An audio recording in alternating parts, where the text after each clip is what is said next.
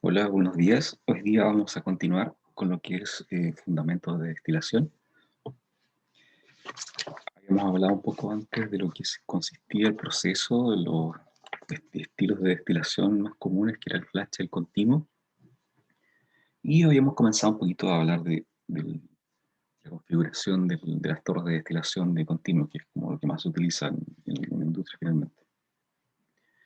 Hoy día vamos a continuar con la parte de destilación continua, viendo un poco cómo utilizar un método que nos permite tener las nociones de cómo construir o cómo diseñar una torre de destilación que cumpla con los requerimientos que necesitamos. Esta es una primera parte de eso, eh, que es un poco largo la explicación. La construcción no es difícil, después con un ejercicio vamos a decantar eso, también lo van a ver en las ayudantías. Bien, entonces, lo que se ve en el diagrama, o para lo que vamos a utilizar el diagrama, que está en la figura, ¿cierto? Es para hacer un balance de materia típico de una columna de destilación. La columna se alimenta con F mol por hora de concentración, a una concentración XF, y genera D moles por hora de producto destilado de concentración XD. Y si vemos por el fondo, sale B, que corresponde también a mol por hora de producto residual, que este tiene una concentración de XB. Ahora, si se fijan, vamos a ir viendo a poquito, tenemos dos superficies de control, ¿cierto? La primera, que es la parte superior, que toma todos los platos N+1 sobre el plato de alimentación y considera el destilado, el acumulador, ¿cierto? El condensador. Y tenemos la superficie de control 2, que considera los platos de abajo, el plato de alimentación, más el hervidor también, y ahí vemos el producto residual de B. Entonces, si realizamos un balance total de materia, vamos a tener que la alimentación F va a ser igual a el producto destilado D más el producto residual B. Ahora, si hacemos un balance al componente A, que recordemos que es el componente más volátil, tendremos que F por X sub F va a ser igual a D por X sub D más B por X sub B, ¿cierto? Los componentes y sus concentraciones respectivas. Ahora, tomando la ecuación 6, ¿sí? Estamos siguiendo la nomenclatura que habíamos tenido hasta ahora. Llevamos 5 ecuaciones antes, ahora seguimos con la ecuación 6. Ya cosa de que les quede toda la parte de destilación con una coherencia de ecuaciones. Ok, si tomamos la ecuación 6, podemos despejar, eliminar, y tenemos, eliminando B de la ecuación, se obtiene que la relación o la razón de D sobre F va a ser igual a X sub F menos X sub B sobre X sub D menos X sub B, que sería la ecuación 8. Y haciendo lo mismo, ahora eliminando D, tenemos la relación entre B y F, ¿cierto? Que corresponde al producto residual de la alimentación, la anterior era el producto tirado a la alimentación, y esto resulta en X sub D menos X sub F sobre X sub D menos X sub B. ¿Ya? Todas estas ecuaciones las vamos a ir utilizando de a poco para poder llegar a una expresión que nos permita construir unas curvas de concentración.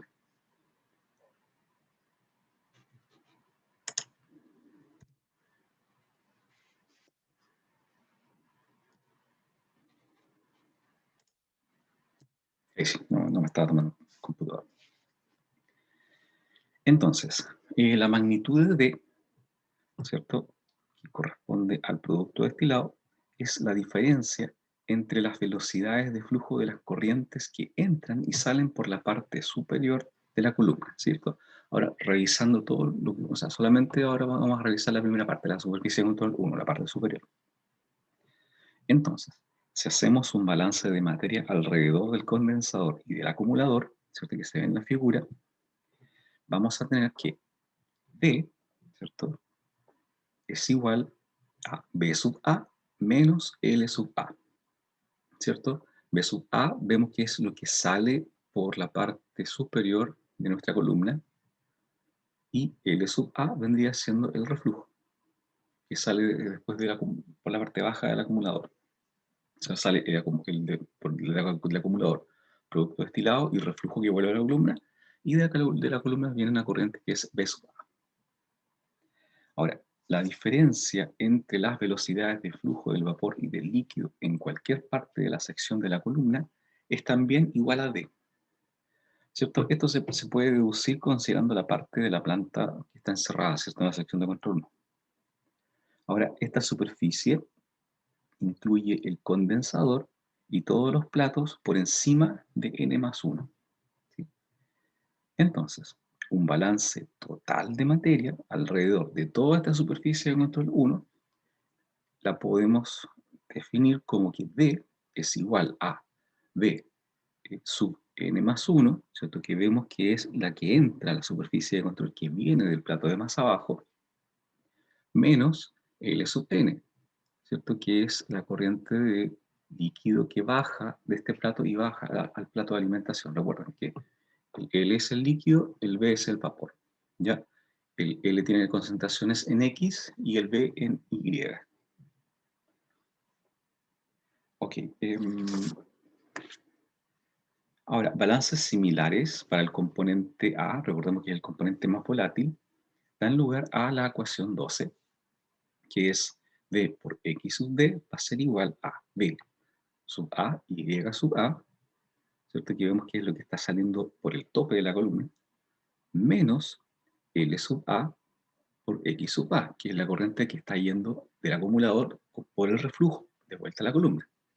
Y eso que también es igual a, cuando vemos el balance más grande, que es a B sub n+1, que es la corriente de vapor que está ascendiendo con su concentración respectiva de I, n+1, menos L sub n por X sub n, que es la que está, el líquido que está saliendo del plato y va hacia el plato central. Sí. Ahora, de igual manera, podemos hacer el mismo análisis a la parte baja, que corresponde a la superficie de control 2. ¿Sí? Todo lo que está bajo nuestro plato de alimentación, que también considera el hervidor. En esta sección inferior, las velocidades netas de flujo también son constantes, pero su sentido es descendiente. Ahora, solamente por un tema de simplicidad en la nomenclatura y en los análisis, para que no nos vayamos a confundir, que es muy, muy fácil perderse con tanto subíndice X, Y, vamos a utilizar el subíndice M en vez de N para presentar los platos que están en la sección de agotamiento. Recordemos que la otra es la sección de reflujo, está la sección de agotamiento. Entonces, M es del plato de alimentación hacia abajo, N del plato hacia arriba, ¿ya? De parte de agotamiento y la parte de reflujo. Y así bajamos la posibilidad de confundirnos entre tanto no. Ok, entonces, la velocidad neta del flujo de material total es igual a B, ¿cierto? Nuestro producto residual. Y la del componente A, ¿cierto? Nuestro componente más volátil es B por X sub B, que es lo que está saliendo en la corriente de producto residual. Entonces, podemos aplicar las mismas ecuaciones siguiendo el mismo razonamiento de la sección de la superficie de control 1. Entonces, tenemos que B es igual a L sub B, ¿cierto? Menos V sub B, ¿cierto? V sub B vemos que es la corriente de vapor que sale del hervidor y que vuelve a la torre, y L sub B es la corriente que está del líquido que está por el fondo de la torre y que va al hervidor. Y también tenemos una corriente del producto residual B que sale desde el hervidor. ¿Ya? Ahora, si hacemos el balance ya final del componente, tenemos que X sub, no sé si claro, B, XB es igual a L sub B, X sub B, ¿cierto? Esa es la que está entrando desde el fondo, menos V sub B, I sub B, ¿cierto? Que es la que está saliendo del hervidor, Y esto también va a ser igual cuando consideramos toda la superficie de control a LMXM, que es la que está arriba, ¿cierto? De la corriente de líquido que viene desde el plato central, menos V sub m más 1 por YM más 1, que es la corriente de vapor que va saliendo desde nuestra sección de agotamiento y que va al plato central. Y ahí tenemos la ecuación 13 y la ecuación 14. Bien, ahora, dado que tenemos dos secciones en la columna, vamos a tener dos líneas de operación. ¿Sí? Y eso es lo que estamos construyendo o queremos construir para poder hacer un análisis, las dos líneas de operación, tanto de la sección de rectificación como la sección de agotamiento. Ahora, vamos a considerar primero la sección de rectificación, y para esto, la línea de operación es la que está representada por la ecuación 15. Ahora, esta ecuación 15 es despejando de la ecuación 12, ¿cierto? La ecuación 12 que teníamos el balance para el componente A, y de ahí despejamos simplemente el I sub n más 1. Es un despeje muy simple, una sección pasa hacia el otro lado sumando, y luego simplemente pasa todo el componente Vn-1 dividiendo, y simplemente lo separamos para tener en forma ordenada una línea o una curva que corresponde a la línea recta, que es la que está representada por la ecuación 15. Ya no es ningún despeje con mayor complejidad. Entonces, ahora, si sustituimos el valor de VA XYA, perdón, menos L sub A X sub A de la ecuación 12, que eso corresponde a D por X sub D, llego a la ecuación 16, que es más amigable, ¿cierto? Visualmente. Recordemos que de la ecuación 12, de la primera parte de la ecuación 12, teníamos definido que dx sub d es igual a v sub a y sub a menos l sub a x sub a. Entonces, el numerador de la segunda parte de la ecuación 15 me queda simplemente como dx sub d. ¿Ya? Ahora, la pendiente de esta línea, definida por la ecuación 16, es la relación entre el flujo de la corriente del líquido y la corriente de vapor. Para un análisis posterior vamos a eliminar el V sub n más 1 de la ecuación 16 mediante la ecuación 11. Entonces, ahora todo esto va a quedar como L sub n sobre L sub n más d, todo esto por X sub n. Ahí tenemos una pendiente, ¿cierto? Que es el término en fracción, más nuestro intercepto en este caso, que es d por X sub d sobre L sub n más d. ¿Ya? Cuando estudien, véanlo con el esquema, ¿cierto? Van a ir avanzando las definiciones y van a darse cuenta que por mucho que ocupemos un montón de términos con sus subíndices, es muy lógico cómo se construye esto. ¿Ya? Simplemente que con tanto nombre uno se puede tender a confundir un poquito. Bien. Entonces, hacemos o podemos hacer lo mismo para la parte de la sección, perdón, la superficie de control 2. Entonces, tenemos que del balance de materia se obtiene la primera ecuación, que es la ecuación 18, ¿cierto? B sub n más 1 por I m más 1 va a ser igual a L m por X sub m menos B por X sub B. ¿Sí? Eso lo podemos ver con el esquema, y está encerrado con rojo, ¿cierto? Los puntos de control. Ahora, esto utilizando la misma lógica que utilizamos con la superficie de control 1, se me transforma o se puede escribir de una manera más de línea, ¿cierto? y me queda como la ecuación 19, en la que m más 1 va a ser igual a L sub m sobre Vm más 1 por X sub m, ¿cierto? Nuevamente tenemos una pendiente. Ahora, menos la parte que correspondería al intercepto, que es B por X sub B sobre Vm más 1. Ahora, esta vendría siendo la ecuación para la línea de operación en la sección de agotamiento. Ahora, nuevamente, la pendiente es la relación entre el flujo del líquido y el flujo de vapor. Ahora, eliminando nuevamente el mismo criterio que el anterior, B sub m más 1 de la ecuación 19 por medio de la ecuación 13, ¿cierto? También por la definición que logramos de ahí, obtenemos la ecuación 20, que, ¿cierto? El B sub m más 1 lo eliminamos y lo cambiamos como L sub m menos B, ¿sí? En ambos denominadores. Ahora, la ecuación 17, que era la que obteníamos de la parte de superficie de control 1, muestra que la pendiente de la línea de operación en la sección de rectificación es siempre menor que 1.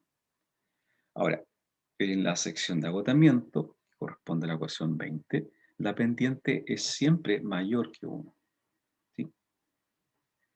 Ahora, ¿para qué hacemos todo esto?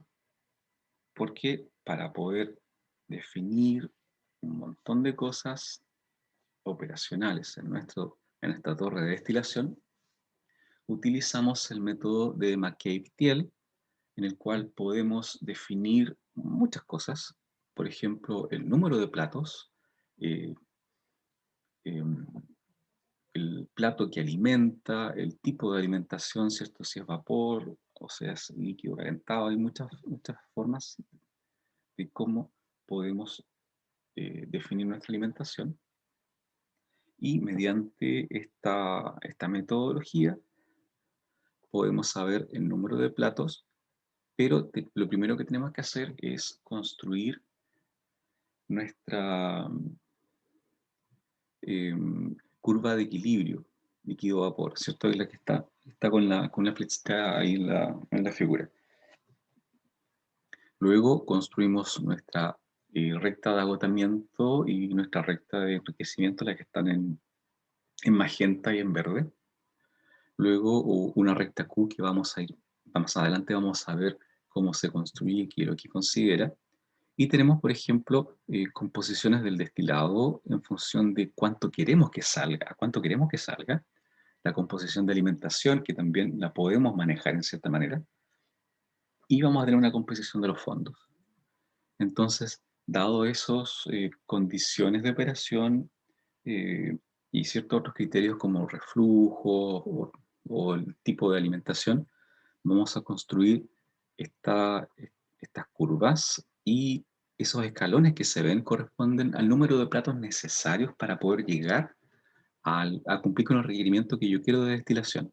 ¿Qué podrán ser? No sé, en este caso son 6, en la figura del ejemplo pueden ser, no sé, 7, 8, 11, 12, más o menos, generalmente por ahí depende de lo que yo quiera.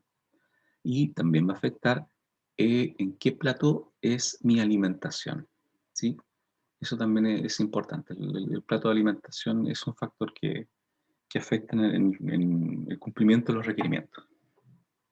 Entonces, cuando las líneas de operación correspondientes a la ecuación 17 y 20 se representan gráficamente en conjunto a la curva de equilibrio, podemos utilizar esta metodología que es el método de McCabe-Thiele. Esto nos permite, ¿cierto?, calcular el número de platos ideales que se quiere alcanzar una diferencia, o sea, para alcanzar una diferencia de concentración definida en la sección de rectificación o en la sección de agotamiento. Ya, esto también, cuando hagamos un ejemplo, y van a ser también en ayudantes y ejercicios, les va a decantar, pero completamente, y se dan cuenta que a pesar de todo, el tema de la nomenclatura y un montón de ecuaciones es un método súper amigable de hacerlo. Bastante amigable.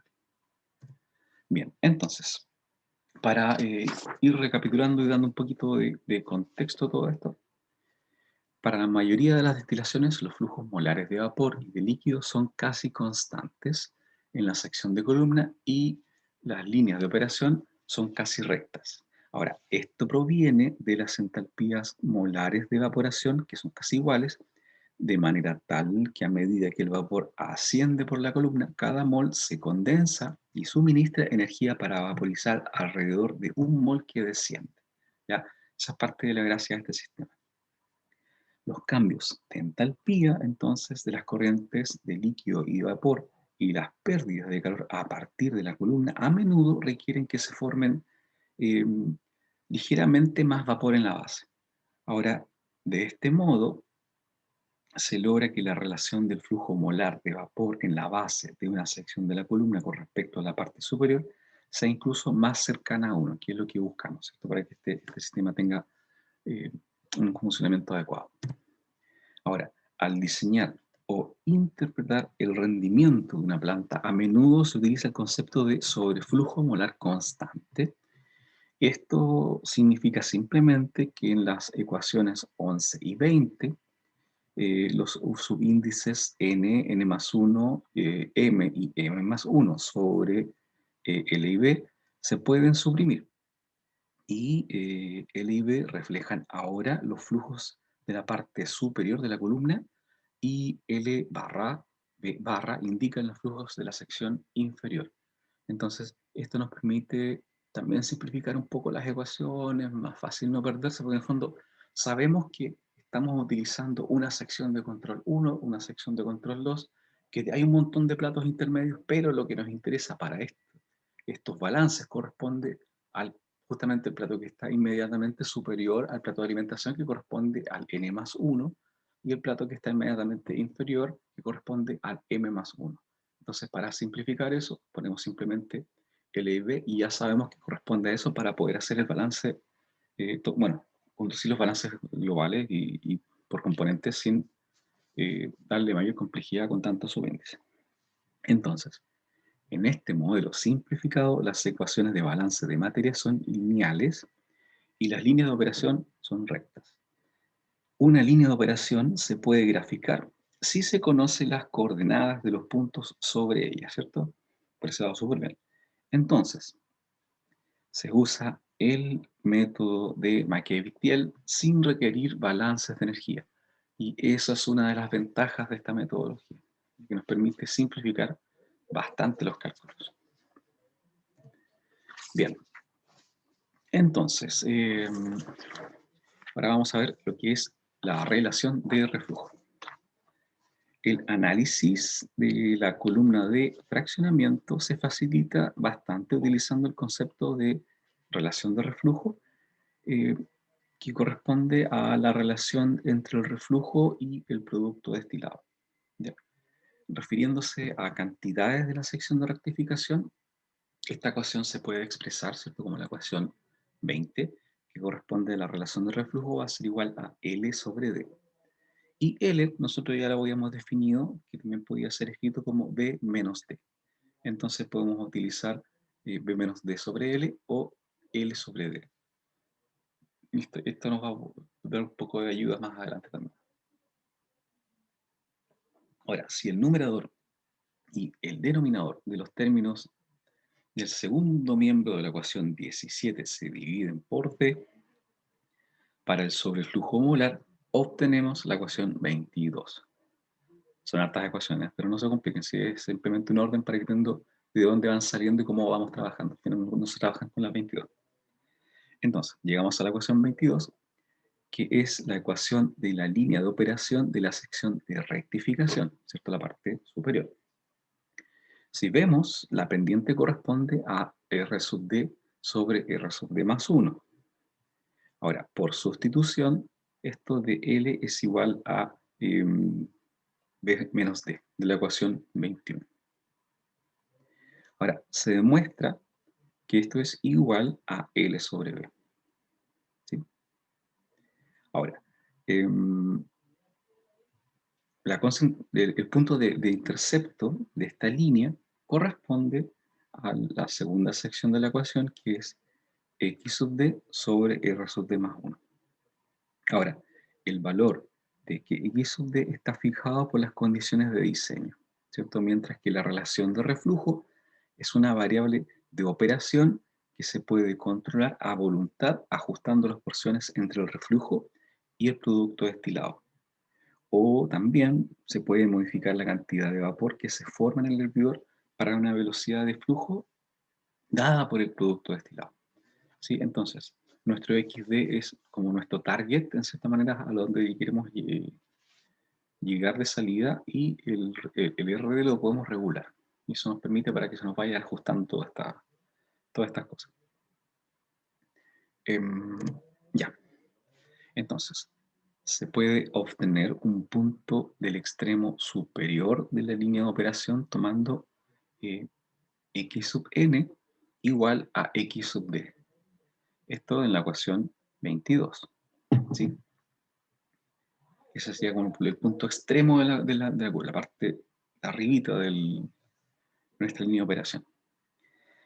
Entonces, tenemos la ecuación 22, ¿cierto? Reemplazamos el x sub dn por x sub d y me queda la ecuación 23. O sea, se dan cuenta, en la primera sección es simplemente el cambio, no hay ninguna otra cosa. Entonces, como tenemos escrita la ecuación 23 con x sub d solamente, podemos agrupar y me queda mucho más cómodo que y n más 1 va a ser igual a x sub d factor de r más 1 sobre, perdón, rd más 1 sobre rd más 1. Ahora eso se nos puede simplificar y me queda que y n más 1 es igual a x sub d. Ya, y ahí tenemos el punto de arriba de nuestra línea de operación en la condición cuando x sub n es igual a x sub d. Entonces, la línea de operación para esta sección de rectificación intercepta la diagonal en el punto x sub d, x sub d. Esto se cumple, ya, sí, para un condensador total o uno parcial. Eso hayamos visto los sistemas de los condensadores. Ahora, repasando un poquito ese detalle de los condensadores que habíamos mencionado solamente un poco. Tenemos el plato superior, ¿cierto? El que se ve en el esquema A. Podemos tener, o hay varios tipos, pero podemos en forma genérica tener dos sistemas. Un condensador total o un condensador parcial y uno final, que corresponde a la letra A y a la letra C. Lo que vimos recién se cumple para ambos condensadores. Ahora, hay unas sutilezas, cómo utilizar un poquito, que lo vamos a ver enseguida.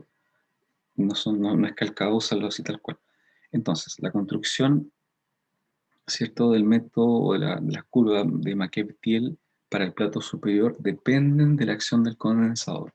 Entonces debemos considerar como nuestro condensador. Ahora, la figura muestra los diagramas de balanzas de materia para el plato superior y el condensador, ¿cierto? ABC. En este caso, la concentración del vapor procedente del plato superior es I1, ¿cierto? Que es ahí está en rojo marcado, sí está en rojo marcado. Un poco suave quedó, pero se ve. Y la del reflujo que entra al plato superior es X sub C, ¿sí? Esa es la que viene del condensado. Entonces, de acuerdo con las propiedades generales de las líneas de operación, el límite superior de la línea está en el punto XC y 1. Ahora, el dispositivo más sencillo para obtener reflujo y producto líquido y uno de los más utilizados corresponde al condensador total, ¿cierto? Que está en la figura B. Es como, yo creo que con el que nos vamos a topar más frecuentemente. Profe, ¿Mm? disculpe, es que dijo que estaba marcado el rojo, pero En la letra A no, tiene un cuadrito rojo en la letra A, el I sub 1 y el X sub C. eh, ya. Sí, no, es que quedó súper sutil. Sí, ahora me doy cuenta que la línea casi no se nota. Sí, sí, sí, o sea, lo veo, pero si no lo hubiera Es que preguntado, no hubiera sabido cuál era. justamente no, lamentablemente no resalta. O sea, si uno se fija, lo ve. La idea, claro, Sí, la idea es que hubiera resaltado. Así que cuando lo pasa a PDF le voy a poner un poquito más gruesa la línea, cosa que se vea. Y ahí ya. lo subo ahí para que sea más fácil de ver. Ya, entonces, ya,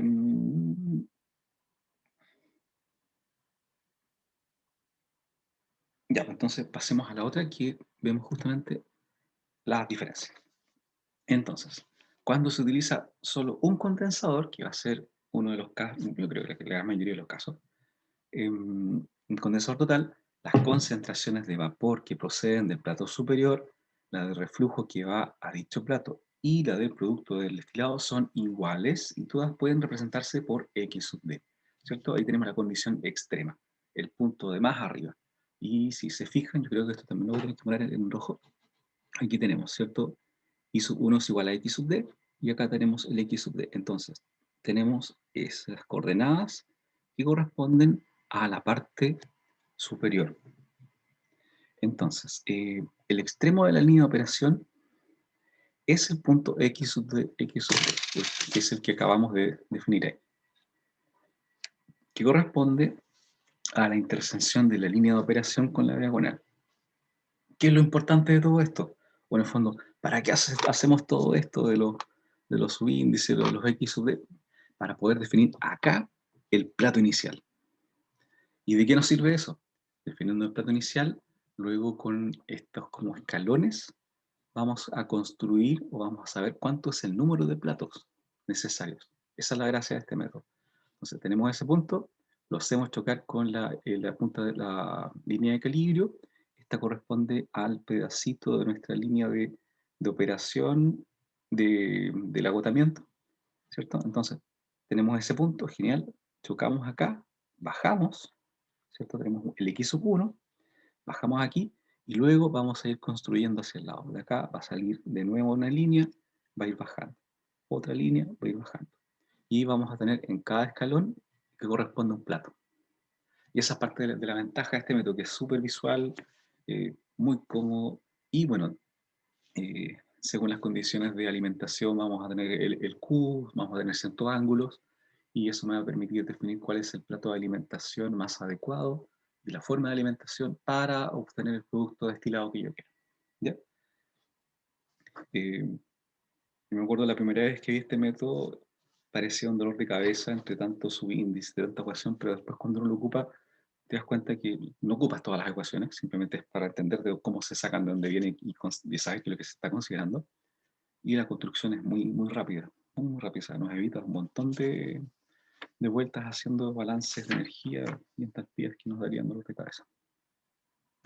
Bien, entonces, ahora, ¿qué es lo que pasa? Eso era un condensador total. Ahora, ¿qué es lo que pasa si utilizamos un condensador parcial? Aquí el líquido de reflujo no tiene la misma composición que el producto destilado. Acá, entonces, X sub C es distinto a X sub D, ¿sí? El destilado y el reflujo. Entonces, algunas veces se utilizan dos condensadores en serie, primero un condensador parcial para generar el reflujo y luego un condensador final para obtener el producto líquido, ¿ya? Y eso es lo que nos hace que tengamos esa diferencia en las corrientes. Ahora, ese era el dispositivo que estaba en la figura o en la sección C de la figura de las dos diapos atrás. Y el vapor que sale del condensador parcial tiene una composición, en este caso, que le vamos a llamar X, ¿cómo se llama eso? X', eso. Perdón, Y', que en este caso es la misma que X sub D, ¿ya? Entonces, en estas condiciones es aplicable el diagrama que tenemos acá. Entonces, tenemos acá Y', que corresponde a X sub D, ¿cierto? Ya no es como en el caso anterior, que correspondía al X sub 1. En el caso anterior, perdón, el X sub 1. El Y sub 1 es igual al X sub D. En este caso no. Es este de acá que es igual al X sub D. Entonces vamos a tener eh, este punto A, pero este punto A no corresponde a nuestro primer plato. Y es ahí donde está la diferencia. ¿ya? En el caso anterior sí correspondía al primer plato, en este no. Entonces, la línea de operación que pasa por el x sub d, ¿esto qué es?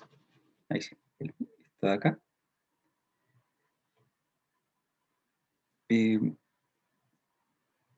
La proyectamos, ¿cierto?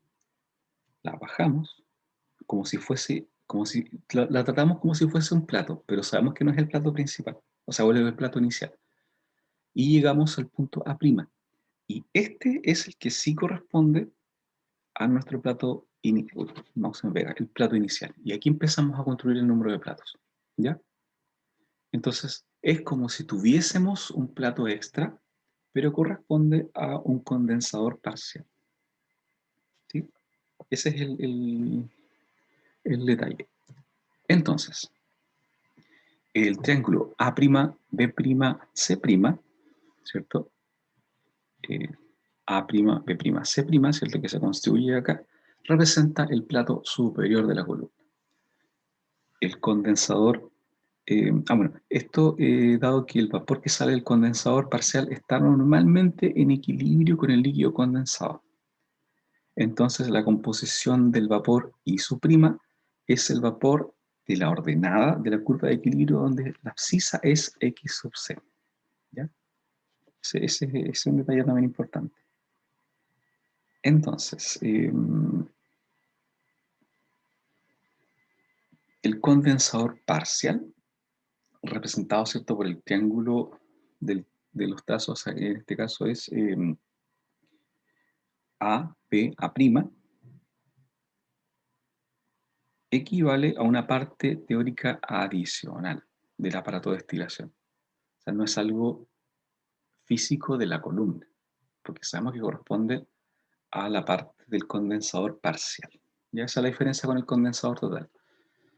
Entonces, claro, si nos equivocamos, por ejemplo, y tomamos como si fuese un condensador parcial con uno total, vamos a quedar desfasados en un plato. Y en consecuencia al plato de alimentación. Y básicamente vamos a quedar corto de la torre, de la columna.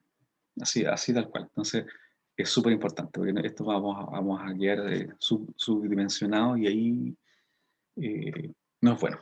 Absolutamente no es bueno, sino vamos a tener que hacer un montón de otras cosas operacionales.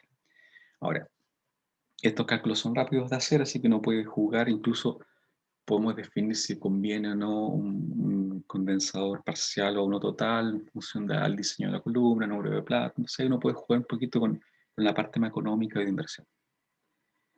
Bien, entonces, lo que corresponde al condensador y al plato superior. En el cálculo que vimos recién, o sea, en realidad no el cálculo, en el tratamiento anterior que vimos, se supone que el condensador solo retira el calor latente y que el condensado es líquido en su punto de burbuja, ¿cierto? En ese caso, ¿cierto?, el reflujo L es igual al L sub C, que corresponde al reflujo procedente del condensador, y que B es igual a B sub 1, ¿cierto?, que es el que viene de abajo del plato.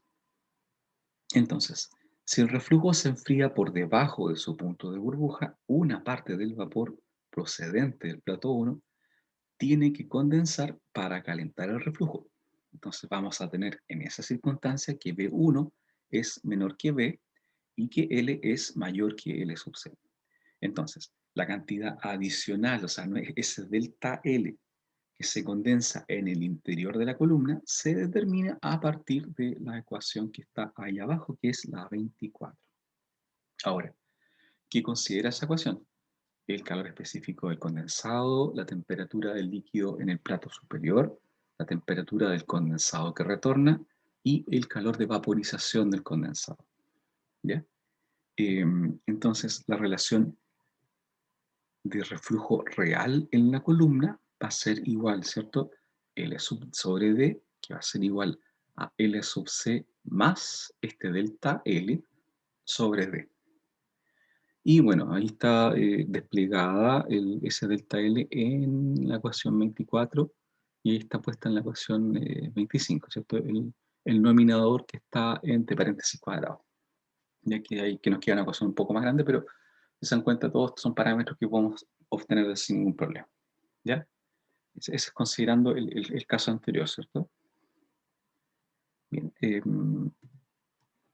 por lo general, la temperatura T sub 1 no se conoce, ¿sí?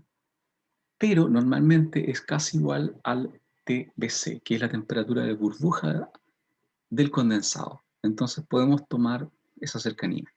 Podemos utilizar sin problema el TB en lugar de T sub 1. Uy, aquí ese 1 pequeñito es un error de tipeo. Cuando estaba haciendo esto me quedo como subíndice. Así que ese 1 no se complica, no significa nada. Ya, eso en la ecuación 24 y 25. El subenfriamiento, el reflujo, o sea, en el subenfriamiento el reflujo causa que la corriente de vapor P1 sea menor que P sub n. Ahora, si el calor del hervidor no varía y nuestro D se mantiene constante, retorna menor cantidad de líquido que antes hacia la columna y disminuye la relación de reflujo aparente, ¿cierto? Nuestro RD. Y las otras consideraciones que tenemos que tener corresponde que, sin embargo, el vapor extra que condensa para calentar el reflujo hasta el punto de burbuja aumenta la cantidad de líquido que desciende por la columna, de forma que la pendiente de la línea de operación, que era nuestro L sobre B sub n, eso no cambia. Entonces, una desventaja que puede ocurrir, ¿cierto? Una desventaja seria, ¿cierto? Es que cuando se utiliza un condensador enfriando aire a causa de los cambios de temperatura del aire, se conduce a fluctuaciones en este subset. Ahora, esto es enfriado con aire. Ya no es, o sea, no necesariamente va a ser el caso que vayamos a utilizar, pero si es que llega a ocurrir, hay que considerar ese detalle. Y ya nos queda poquito. Vemos ahora el plató de fondo, porque no estábamos considerando la parte superior con el condensador, ahora nos vamos al fondo nuevamente, y la columna del hervidor. Entonces, la acción en la parte inferior, ¿cierto? Lo que es el residuo, la otra era la parte del destilado, de la columna es análoga a la parte superior. Sí, eso es lo bueno, que acá hacemos análisis para una y es replicable para el de abajo, obviamente con las salvedades de las corrientes, sabiendo que unos condensados, otros destilados, ¿ya? Pero el análisis es análogo. Por lo tanto, la ecuación 20, escrita para el sobreflujo molar constante, se transforma ahora como lo habíamos definido hace hartas diapos antes, en el L barrita y el B barrita, ¿cierto? Para simplificar todo finalmente. Y nos queda la ecuación 26. Entonces, I m más 1 va a ser igual a L barra sobre L barra más B, todo esto por X sub M, menos B por X sub B sobre L barra menos B. Ahora, si tomamos xm igual a xb en la ecuación 26, y en este caso im más 1 también va a ser igual a x sub b, igual como pasó en el caso de la parte superior del residuo. Entonces vamos a tener un punto en la línea de operación para la sección de agotamiento que corresponde a x sub b, x sub b, ¿sí? Esto va a ser cuando, vamos a que se me pega, el x sub m lo tomamos que sea igual al x sub b. Entonces, cambiamos acá esta ecuación, arreglamos y quedamos similar al análisis que hicimos análogo de la parte superior, en la cual finalmente ym sub 1 va a ser igual al x sub b, porque los otros términos los vamos a agrupar y se me van a ir. ¿Ya? Entonces, esto se cumple independientemente del tipo de hervidor utilizado, siempre que haya un solo producto residual. Ya acá en este caso, Si tenemos diferentes tipos de hervidor, no es problema, lo que nos importa es que haya solo un producto residual. Habiendo eso, perfecto, podemos utilizar sin problema esta analogía. Entonces, la parte inferior de la línea de operación deberá construirse utilizando el punto X sub B y la pendiente que sale ahí en nuestra ecuación 26, L barra sobre L barra menos B va a ser igual a L barra sobre V barra. ¿Ya? Todo esto por la acomodación que corresponde utilizar ese punto. Entonces, gráficamente, ahí lo que nos queda mucho más claro.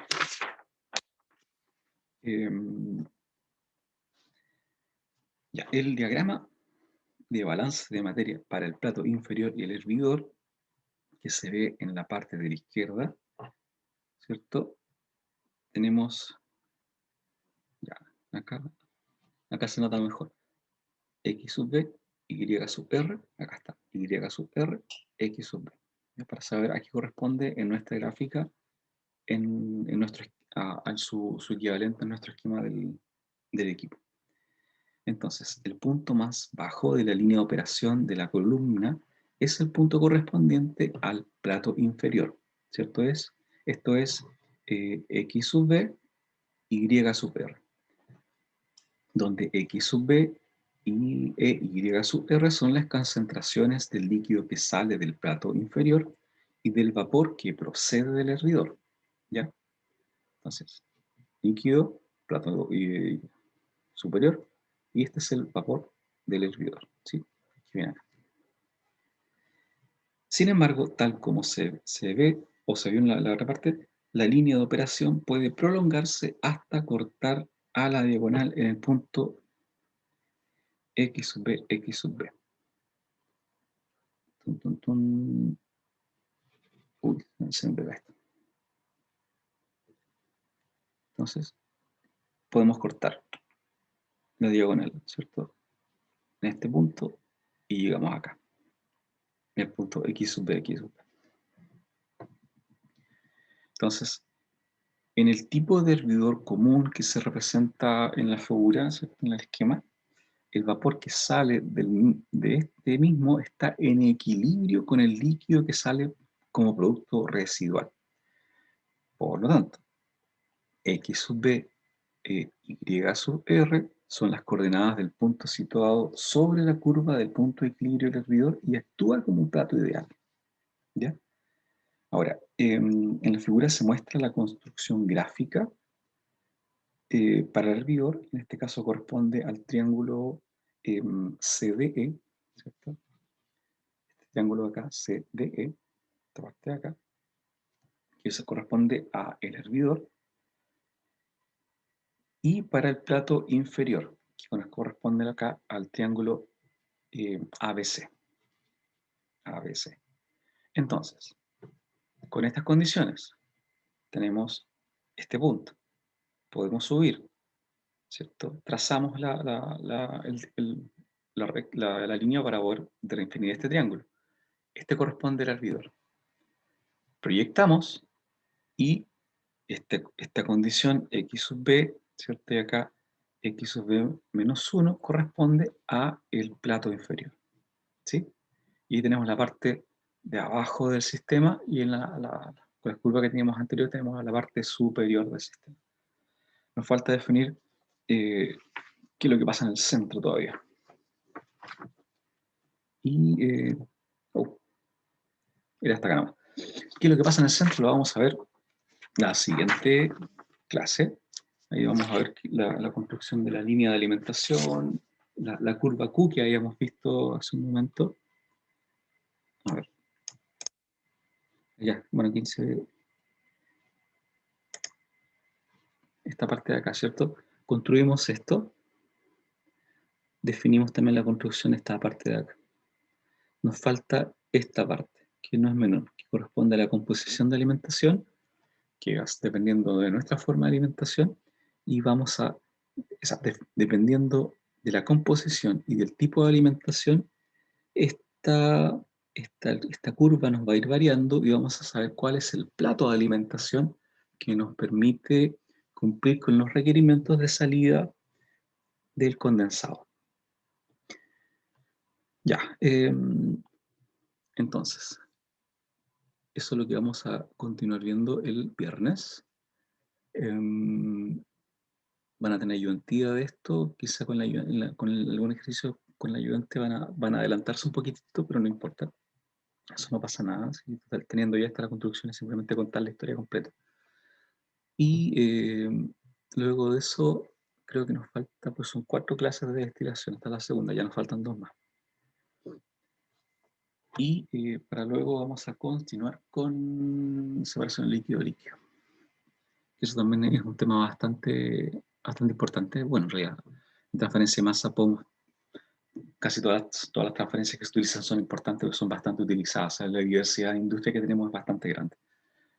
Por tiempo no vamos a alcanzar a ver todas, lamentablemente, pero los principios de cómo se trabajan con ellas o cómo la lógica de cada operación es similar, porque todas se basan en lo que vimos inicialmente, en los principios de la ley de Fick y todo eso. Y lo bueno es que funcionan muy analógicamente a lo que es transferencia de calor. Entonces eso nos permite avanzar bien. Ya, entonces nos vemos el viernes. Estoy un poco corrido con los días. Estas semanas llevamos un montón de cuarentena, pero todavía se me confunden los días. Y cualquier consulta me escriben, ¿cierto? Me mandan un mensaje que les puedo responder. Y les voy a subir también un par de videos adicionales, con lo cual se verán algunos ejercicios de ejemplo y cómo construyen también la curva, ¿cierto? Eso va a ser bueno de tener un extra apoyo en ese sentido.